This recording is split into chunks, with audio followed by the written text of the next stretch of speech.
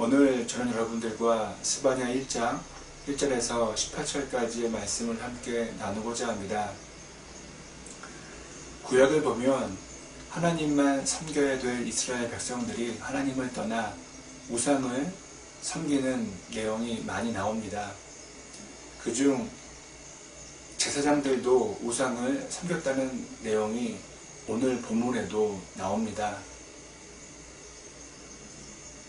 제사장들까지 우상을 섬겼다는 것은 저희가 인정할 수밖에 없는 것은 우상에게는 어떤 신비한 마력과 같은 힘이 있다는 것입니다.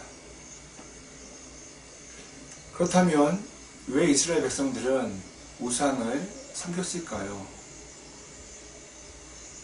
12절에는 이런 내용이 나옵니다. 주는 복도 내리지 않고 화도 내리지 않는다.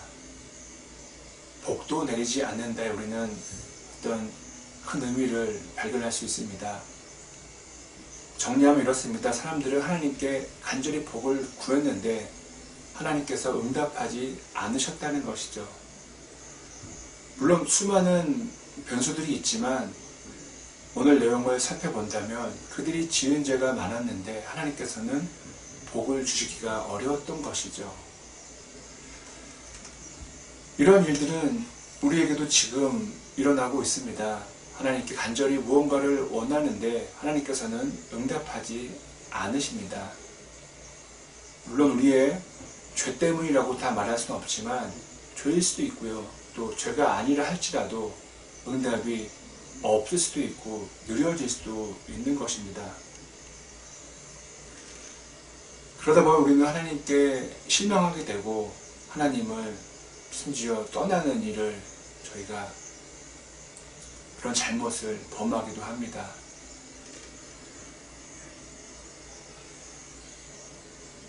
이러한 이유는 가장 근본적으로 우리가 하나님을 주님으로, 주인님으로 여기지 않기 때문입니다.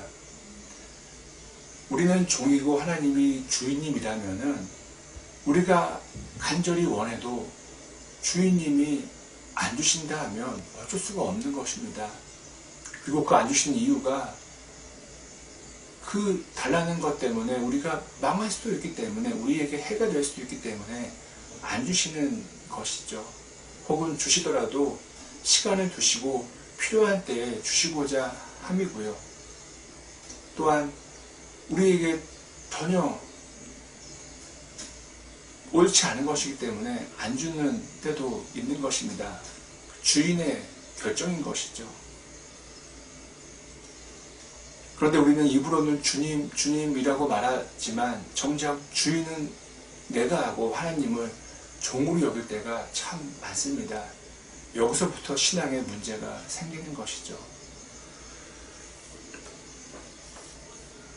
사탄은 어떻게 해서든 하나님을 우리가 하나님을 떠나게 만듭니다. 어떤 방법을 가리지 않습니다. 그리고 우상 뒤에 숨어서 우리를 부릅니다. 글로 오라는 것이죠. 오늘 본문에는 그 우상을 섬긴 것에 대한 큰 심판이 나옵니다. 그리고 18절에는 이런 내용이 나옵니다. 그 심판의 날에 갖고 있는 금도 은도 그들을 구할 수 없다고 말해줍니다. 우리는 오늘도 하나님과 하나님이 아닌 것 사이에서 갈등을 합니다. 너무도 그 갈등이 자주 일어나고 또 갈등의 그 유혹에 넘어지려고 할 때가 참 많습니다. 오늘 말씀을 붙잡고 그 유혹과 갈등의 순간에 하나님을 최종적으로 붙잡을 수 있기를 간절히 소망합니다. 제가 기도하겠습니다. 하나님, 다시 한번 신앙을 처음부터 돌아볼 수 있게 도와주시옵소서. 누가 주인이고 누가 주님이고 누가 종이고 또 누가 자녀입니까? 하나님, 좋은 것 주시는, 필요할 때에 필요한 것 주시는 주인의 마음을, 아버지의 마음을 저희가 오늘도 다시 한번 생각할 수 있게 도와주시고, 결코 우상 앞에 절하는 저희가 되지 않게 도와주시옵소서. 감사합니다. 이 모든 말씀 예수님의 이름으로 간절히 기도드립니다. 아멘.